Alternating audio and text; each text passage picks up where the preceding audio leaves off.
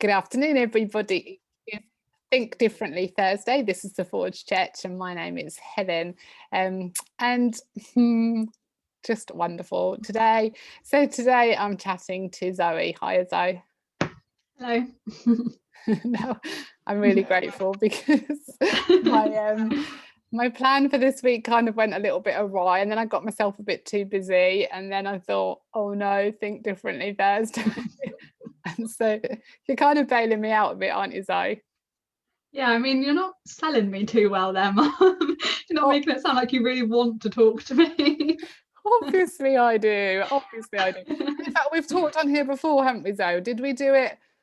Was it sort of, I don't know, was it the March, April of the first lockdown? Yeah, it was a long time ago. It was when it was sunny last summer, I guess. Was it? Yeah. I think so. I think it was. So I don't want people to think that I'm like on a cycle of just like talking to everybody again. But you are helping me out this afternoon. And I think, yeah, it's a year on, and I think it will be, yeah, good to hear from you. Good to hear what you're up to and yeah, what's happening for you. But first of all, like, let's talk about the weather. I mean, it's a very British thing to do, but the weather. Are you a sunshine type person? Yeah, I didn't used to be at all. I used to be the absolute odd one out in our family, didn't I? Because my dad, yourself, and my brother all just absolutely love the sun, and you would all be out in it as much as you could. And I was never like that growing up.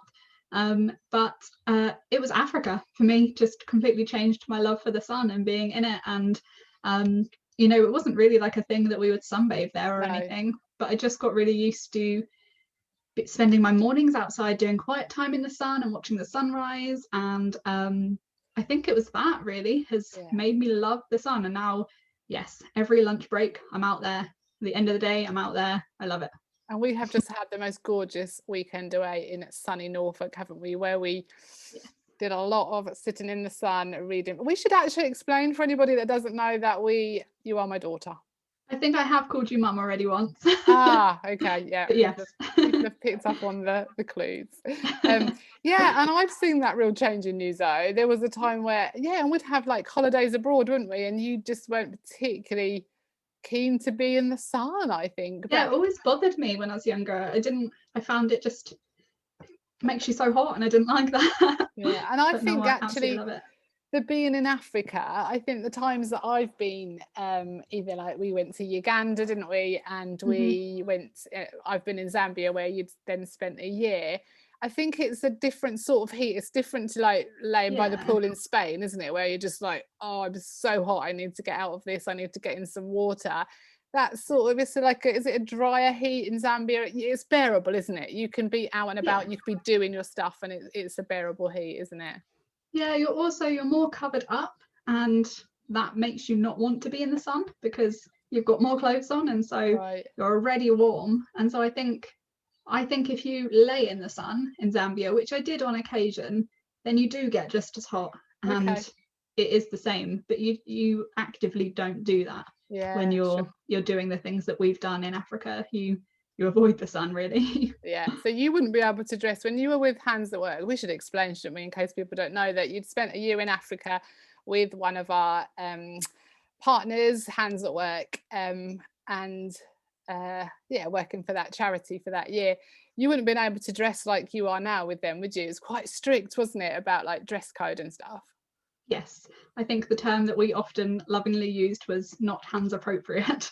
And so, straps like this, no, I wouldn't have worn, especially living in Zambia. South Africa is a little bit different, I think. I didn't really live there for very long, so I can't talk too much to it. But Zambia, just culturally, this wouldn't be very appropriate. I've got shorts on at the minute that I wouldn't have worn in Zambia. It's different. Yeah, definitely. And of course, Jess, who you originally had gone out to be with Hands at Work with, she's still out there, isn't she? We spoke to her this morning, didn't we? Early this morning. Yes, had a lovely catch up this morning for a good couple of hours. Jess and I tried to be really intentional that when we put in time to catch up, we have hours to talk, because otherwise it just 1 hour isn't enough for us. And so I got early before work this morning, and Jess and I talked, and I even went for a little walk, and she came with me, which was just really nice. Really? Oh, because I was at work and you were still talking to her. Oh, that's good. But she's doing well? Yep, she's really good. I'll let her update people about what's going on with her, but yeah, she's very well. Very happy. Good.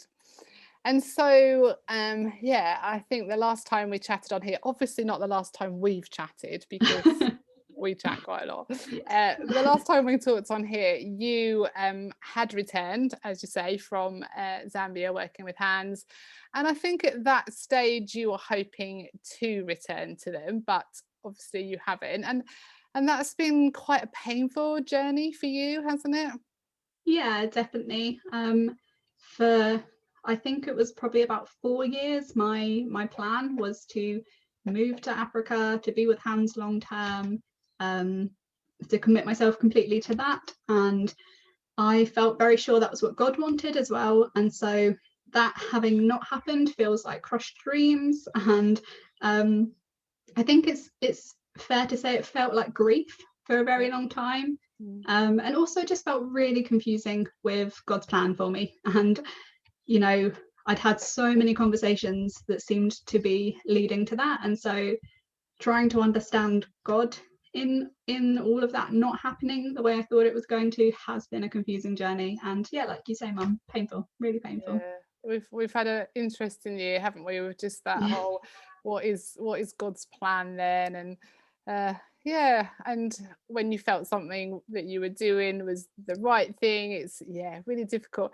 In a sense, not so unlike this place, same but different, that we find ourselves in with church, and coming back to meeting in one location. And we've always known that Steve's vision and what he really felt God was saying for our church was about being a multi-site church, lots of locations in and around Suffolk, and it feels at the minute that that's not what we're going to be. And so again, that kind of, and Steve would be the first to say, okay, what does that mean? Did we get that wrong? Was that for a time? Is God saying something differently now? Does God change the plan? It's an interesting journey, isn't it? Really interesting. It is. So you likened it to grief. You said, you've been grieving something. And as a church, we've been doing this emotional healthy spirituality course. And that has really encouraged us to look back, and at times over these last few weeks to really acknowledge and name our losses and grieve appropriately. I think there was the term biblically grieve, or grieving biblically or spiritually, I can't quite remember. Has it helped you? Has it helped you to kind of process some of your grieving and your disappointment? So as you know, Mum, but and I want Pretend to be really I open don't. about Let's this. talk like I don't know. I want to be really open about this sort of thing. I had some counselling. I had it originally when I came back to England, and then I had it again when it became really clear that I wasn't going to be going back to Africa, because I don't want to carry pain and hurt and any of those negative emotions through life. I don't want to see the world through that lens, and so I'm someone who's very keen to work on that stuff. And for me personally, that was a really helpful thing to do. And so actually doing EHS hasn't been something that is new to me. This whole idea of addressing the pain and bringing it to the front and looking at it. This isn't something that I think for a lot of people isn't something they're comfortable with. But for me, actually there have been weeks where I've thought, I've worked through this, I don't need to drag it up again. I don't need to force myself to be in a place that I'm not in with things. I don't need to search out pain when there isn't it, or when I'm processing it already. Yeah, absolutely. And so it's been really lovely being in a group with some people that I don't know, or some people that I do know but haven't known in this sort of setting. And so that's something I've really got out of EHS, is meeting new people. But I also think it isn't going to be for everyone. It's not going to every week you know, change my life, and that's fine. I'm still going to show up every week and give it my all. And yeah, it's not necessarily been the course that has been right for me, but there have been positives out of it, and I do really value small groups and 10-month groups and 10-week groups. And so yeah, great. And so yeah, for other unrelated reasons, I know personally I've been so glad that you've been home and we've been housemates, and it's just been great. So just like looking back on this last year or so, you didn't go back to Africa, so what has this year been for you? What have you been up to? It's really amazing when I look back in terms of work that I don't think I've at all in the past year had a long stretch of time where I haven't been working. And for most of the year, it's not been things that I would see myself doing long term. So I did some nannying. I worked at Costa. I'm blanking on what else I did. I worked as a cleaner. You've done lots of coffee related stuff. Yeah, I worked for the Mix in a couple of different jobs. I did vaccination centre stuff. I did coffee shop stuff. And there's just been kind of jobs here and there as well between those things. And so it's felt like a really full-on year.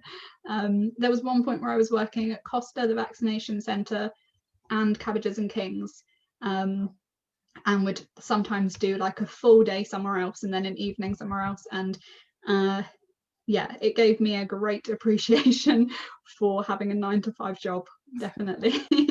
I think there were lots of days I definitely didn't know where you were, because you were juggling like 3 or 4 things, and sometimes you were doing a few hours at one and a few hours at the other, and yeah, you were really busy, weren't you? But just all over the place. And I think sometimes you almost overcommitted yourself because you didn't want to say no to people like that were offering you a few hours here and there. But of course, if every job was doing that, it then just became really busy and really full, didn't it? And of course, like, and with sorry, I was just gonna say, and with those short-term like with those minimum wage kind of jobs, which obviously they all are, there's sporadic sort of rotas.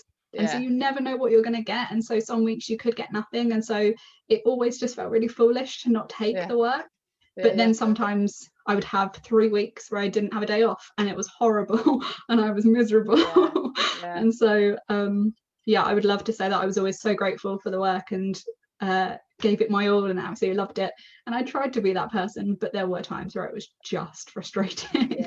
But I think honestly, Zoe, I think you were really inspirational. I think you really sought out work, and you worked really hard. I think you've got a really good work ethic. I think you, as you say, you weren't doing things that were going to be long term or what you weren't necessarily really enjoying, but really good that you just like got yourself out there and kept working and working and working. Very impressive. But you're not doing that now. You're talking in the past tense.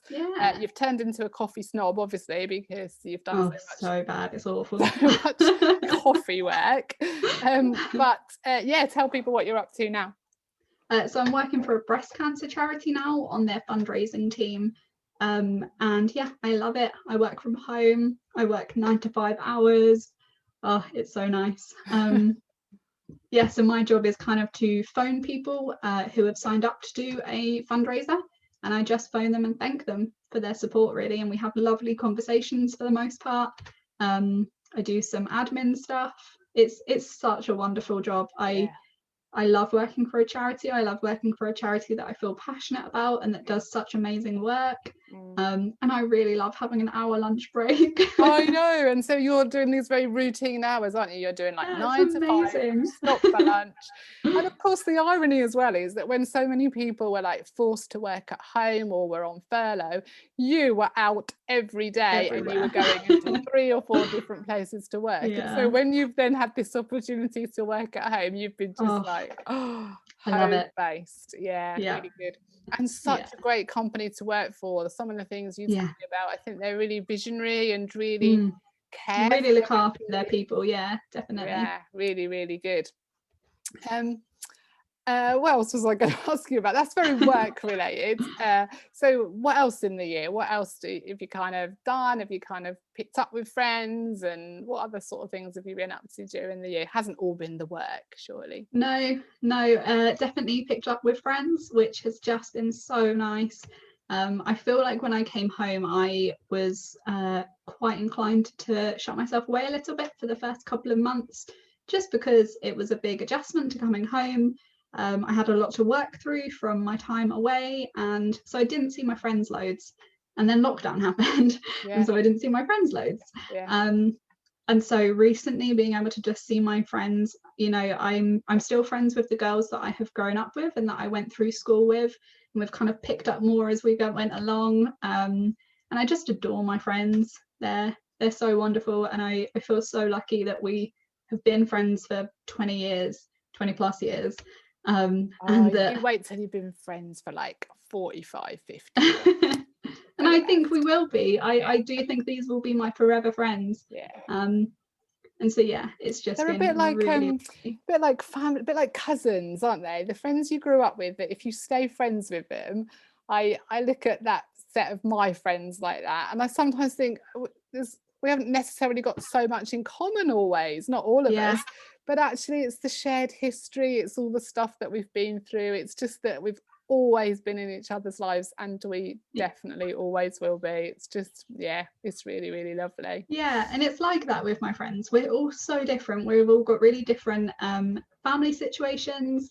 We're all at very different stages of our lives. I'm the only Christian in our friendship group. One of my friends is a Muslim, but we just have this history, and we know each other so well, and it's just, I think I often describe it as just easy to hang out with them. It's just easy. We just know each other inside out, and it's lovely. Good. So let's talk about church a little bit. So you've had that year in Africa where you would have experienced church, as in maybe like physical presence of a church, but also that shared community, being church.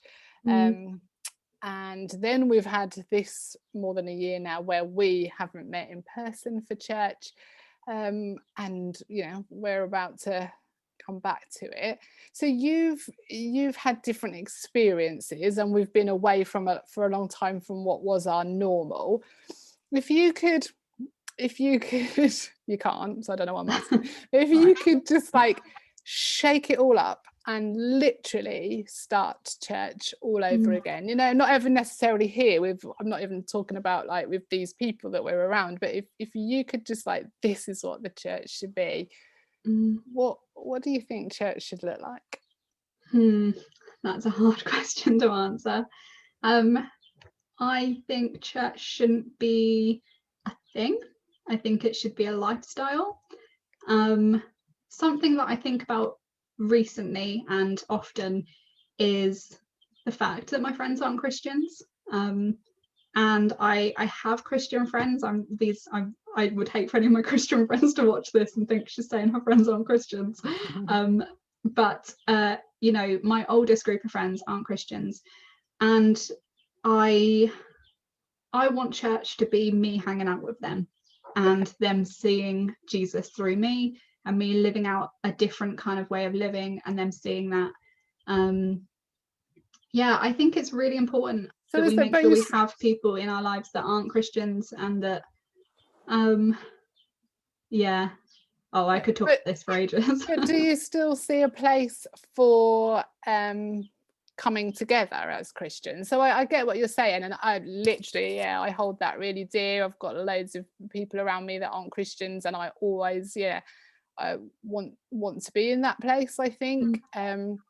But are you saying there isn't a place, or it's not so important, the coming together as Christians? What would you want that to look like in an ideal world? I don't think I can answer what I think it should look like in an ideal world, because I just don't know the answer. But I can answer that yes, I do think it's really important that we come together as Christians. But I don't think it should be the thing that defines our faith. I think you know, if we can't go to church, and if we can't access church online, if we can't have those conversations with our Christian friends. We should still have our faith, and those things help so much. And so yes, of course there's a place for them. They're so important, and I'm so excited to be able to be in a physical place with other Christians again. But if Africa and then lockdown have taught me anything about church, it is that it's so much, it should be so much more than, you know, traditional church and institution of church. It should be a lifestyle. And I think if we start to put it in boxes, and I think that's why I struggle to say what it should be ideally, because I think then even then I'm putting it in a box, and we're all different, we're all individual. I think the fact that there are so many different varieties of the Christian church and churches just show that we do need different ways of doing church, because we are different. There's no point in saying one church is better than another, because one church is better for someone than another. I guess is my thinking. Yeah, and I think this time has shone a light, hasn't it? We've never been in this position before, where what we knew of the physical coming together as church was removed. I've never known that in my lifetime before, that it was just taken away, what we knew and what we were comfortable with. But I completely get what you're saying. If you, and some people would find actually, you know, coming together with other Christians is part of how they engage with God, and part of how they do relationship with God. So and again, it feeds into our temperaments and our personalities, doesn't it? Yeah. But if that is all it is, then there's stuff to delve into and to look at, isn't it? Because as you say, we ought to still have that ongoing relationship with Jesus, regardless of whether we're able to meet.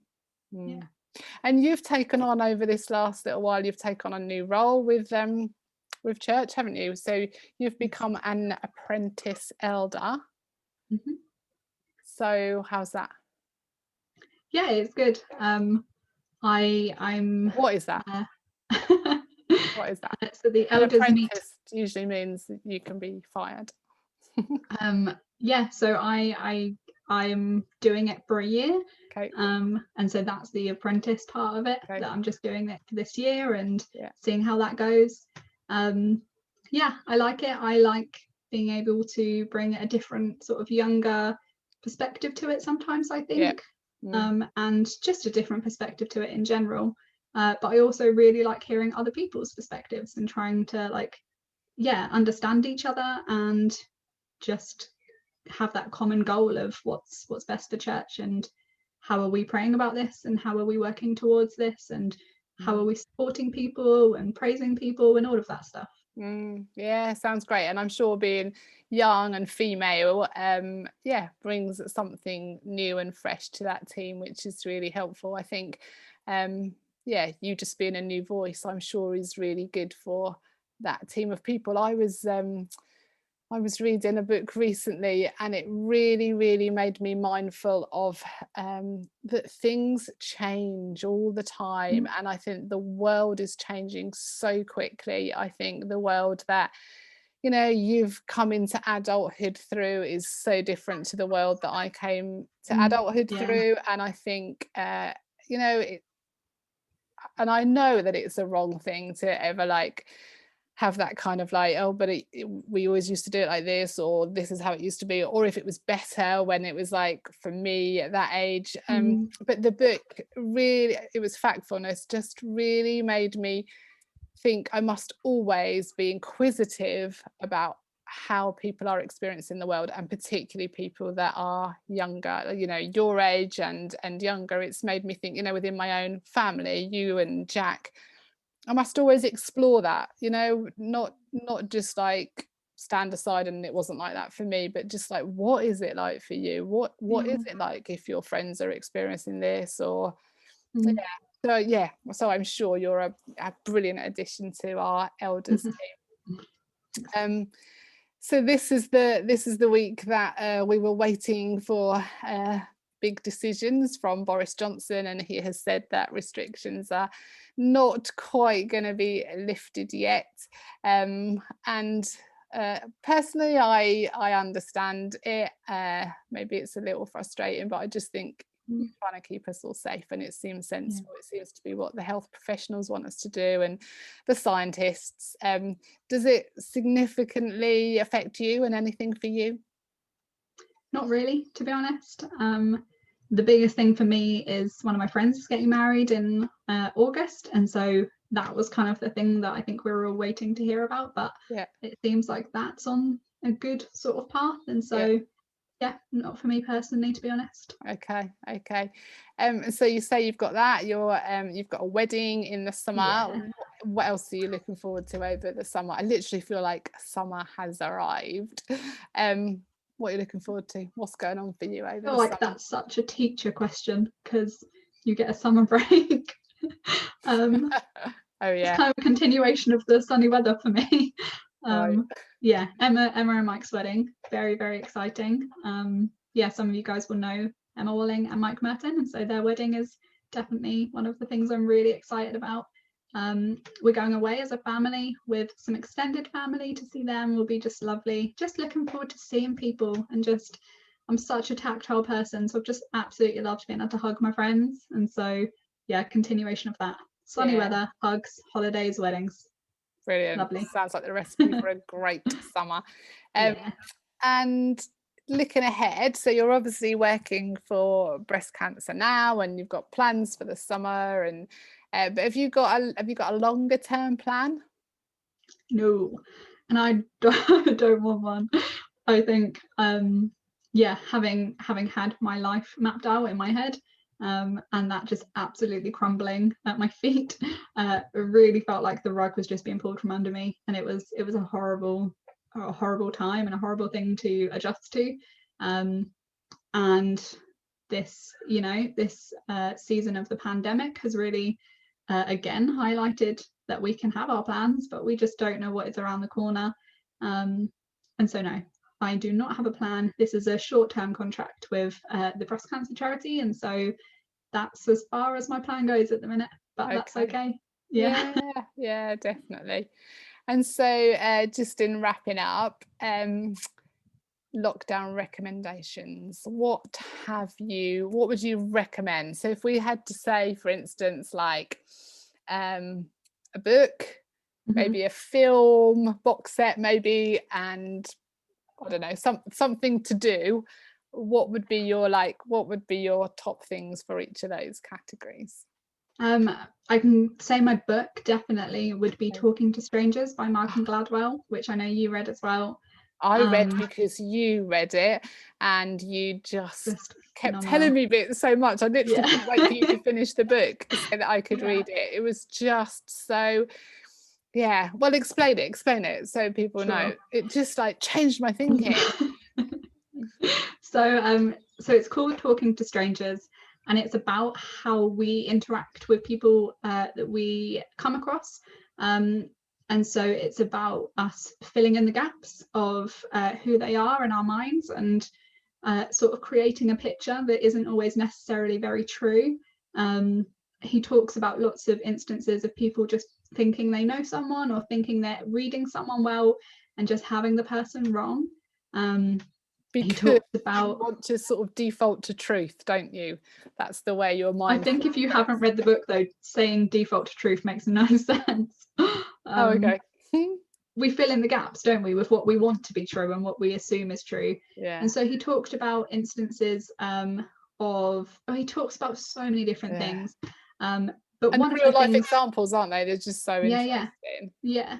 And so he even, one of the more lighter topics, I won't go into some of the really deep stuff, but one of the lighter things he talks about is sitcoms and how we watch them, and we know how the people are responding to each other because of facial expressions, because of gestures, body language, all of that stuff.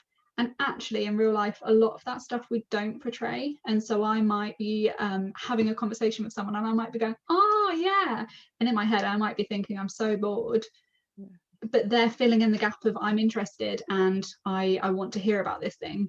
And so that's a really, really like light version of what he talks about. He talks about really deep topics, but it just blew my mind. It's an absolutely incredible book, and I definitely want to read it again. Yeah, me too. And I recommend it to everyone. Me too. And it's the sort of stuff that just comes to mind quite a lot, isn't it? Just like day to day. I think that's something I always think has been really good if it comes back to me, if I think about it afterwards. Yeah. Okay, so Talking to Strangers by Michael Gladwell, closely followed by Tipping Point by Malcolm Gladwell. Yeah. Anyway, that's another book. What about film? I'm not sure. I have been on a real streak of reading in the past year. You've read a phenomenal number of books, haven't you? How many have you read? I'm trying to read 51 in a year, and I'm ahead of schedule. I think I'm in mid-20s. I don't want to get that wrong, but yeah, I'm in the 20s. Why 51? Why not 52? Because I said it was 50, and then I was like, oh, I can easily read 50 books, and so I think I just increased it by 1. I think it was because my uncle said he wanted to read 50 in a year, and I was like, oh, I'm going to beat him. He's not even read any, I don't think, as well. He's got 2 young He's got children. young kids, yeah. It sounds like you thought you'd read 1 a week and then you gave yourself a week off. Yeah. Yeah, it's been nice. I've read a lot, but so does that mean you haven't watched films so much then? Well, I was going to say I watched all the Marvel movies last year, and I liked those. Not obsessively, not like I wouldn't watch them again, but yeah, it was good. What about that film we watched, which everyone got all the Oscars? Nomadland. Oh, that rubbish film. Yeah, no, I wasn't a fan of that. But I did. What's the one that it's a bit similar to? Wild, something on the Wild, or yeah, Wild. I watched Wild. I was about to say Eat, Love, Pray. That's a different thing. But I read Wild, and then I watched it, and I did really like that. And I really liked watching it having read it, because it's a true story, and so I was able to be like, oh, they've taken like license here, or like this really did happen. I think I was probably a bit annoying when we were watching it, because I kept wanting to talk about it. But I liked that. I think I have felt a bit lost at times over the year, and the idea of packing everything up and just having a little lone adventure really does appeal to me still. I often talk about just heading off, and so yeah, Wild was probably that's the movie I've liked the most. Wild. Yeah, cool. And we have watched quite a lot of box sets, haven't we? So again, what would be your Oh, can I go back to my movie, because this has just come into my head? No, honestly, the moment's gone and you're not allowed to. Sorry. No. Bo Burnham, the comedian, did a Netflix special about being trapped inside as a comedian, and it's a little bit horrific, but I just have found it hilarious, and I keep listening to the music from it. And so if you're older, I suggest Bo Burnham's Netflix special. That's very funny. If you're older, what does that mean? Just like, I think it's probably an 18. I see, right, yeah. Yeah, I don't really have to be an old person to watch it. Because I didn't really like it that much. No, I know you didn't. Okay, what about what have you watched, series or box sets? I'm a big fan of the US Office, and I've watched it now too for years, and I've watched it so many times. It's always been my go-to if I'm having a bad day. And so Brooklyn Nine-Nine, the US Office, and yeah, I introduced it to Mum for the first time, and so you loved it, didn't you? Took you a while. Yeah, it could be because I'm a Ricky Gervais fan, and I'm quite, loyal to the English version, so it took me a while. And I I literally did a change, didn't I? I really didn't like the characters, like I didn't like Michael, and then by the end of it, I just had warmed to them so much. And yeah, when he left, spoiler. Yep, great. Yeah. And what was the other thing I said? Oh yeah, something to do, anything that you've done that, not that we could do loads, but anything that you've done that is like, go do it. This is going back a really long time, but it's just in my mind because I talked about it today, and I don't think I'd done it when we last spoke. But in the summer last year, and I use the word summer quite loosely, Jess and I did a 30-mile walk for charity, and it was torrential rain. It was horrendous. It was an absolute challenge. because of the weather and because we were walking such a long distance. But actually I was telling a friend about it today, and I did think, I'm so glad we did that, and we had so much fun. There is probably no one I would want to walk that far with other than Jess.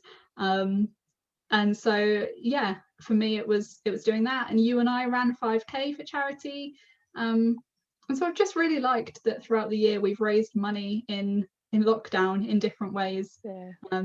I literally ran that 5k. I feel like I have to make this disclosure. Ran that 5k and I haven't run since. Built myself up to the 5k, did it, hated it, never again. And what about I thought you were going to say what we did at the weekend. Oh my goodness, yes, we went wild swimming, and I've never done that before, and that was just lovely. And I was quite nervous, wasn't I, to get in and do it, but really made myself. And I know that probably sounds really silly to some people that I was nervous, but yeah, I've never done it before. And then I made you get in, didn't I? Because I loved it so much. Nervous. You were really nervous when there was a swan on the river. Yeah, it was coming towards me. I did have to get out when there was a swan. It was lush. It was really good, wasn't it? Really, yeah, you made me do it. And it was like, I was so glad I'd done it. Really, really good. Gorgeous. Cool. Oh, well, that's fab. So it's just really great to talk to you on here. I'm glad that people get to hear and see you in the way that I do, because you are so wonderful, really inspirational. I think it's not been an easy year for you, and you have risen to the challenge, and you have kind of dug really deep into yourself. And I think you are a super human being, and I'm so proud of you. So proud of you. A little bit biased. Yeah. I was thinking, I wonder if people would, listen to the end. I was thinking we should have a secret little word that we say, and then if people listened, they'll know the word and they can say it to us, and we can give them a bar of chocolate or something. I just wonder if people listen to do you think they listen to the end? Go on, come up with a code word. Code word. Let's call it. That's wild, because you said about the wild film and wild swimming. Wild. I also, just while we're here, and if we're wondering if people are watching, my peace lily is in real trouble. If anyone knows anything about peace lilies, I'm having an absolute nightmare. I've tried so many things. I've tried not watering it, repotting it. Help. Okay, so if you could contact Zoe. Well, actually, that can be it then. If people have listened. Okay, if anyone contacts me about the peace lily, even if you haven't got any tips, we'll know you've watched and we'll give you some chocolate. Just happy with that, Mum? Peace lily. Yeah, so we will buy you some chocolate. No, if you say peace lily. We've got a whole load of mini eggs we could just give. Oh yeah, they can have those. Honestly, we're just waffling now. We should stop. It's just great. You know how much I love you, and I'm so glad to do this with you, so that everyone gets to see how super lovely you are. Anyway, thank you. See you soon. See you for dinner. Yeah, sure, go. Bye.